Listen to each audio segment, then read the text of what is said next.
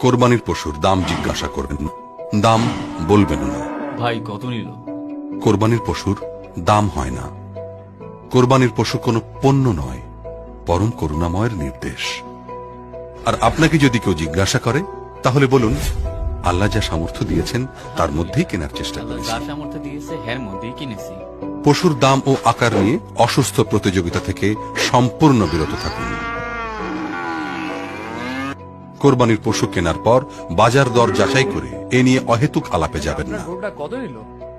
দামে ঠকে গেছি বা দামে জিতে গেছি এ ধরনের আফসোস করবেন না, অন্য কেউ খোঁচা দেবেন না। বুঝলা বাবা, জব্বর কিনছি। আলোচনা বা বড়াই করবেন না কোরবানির মাংসের ওজন ও পরিমাণ নিয়েও। খালা ঈদ মোবারক। ঈদ মুবারক। তোদেরটা কত মন হলো? কোরবানির গোশত যথাযথভাবে বিতরণ করুন। গোশত সংরক্ষণ করতে হবে শুধু এই উদ্দেশ্যে ফ্রিজ কেনার ভ্রান্ত মানসিকতা পরিহার করুন। আস্তে আস্তে নামা। কদিন পর তো কোরবানি করব, এই ভেবে কোরবানির পশুকে অযত্নে রাখবেন না।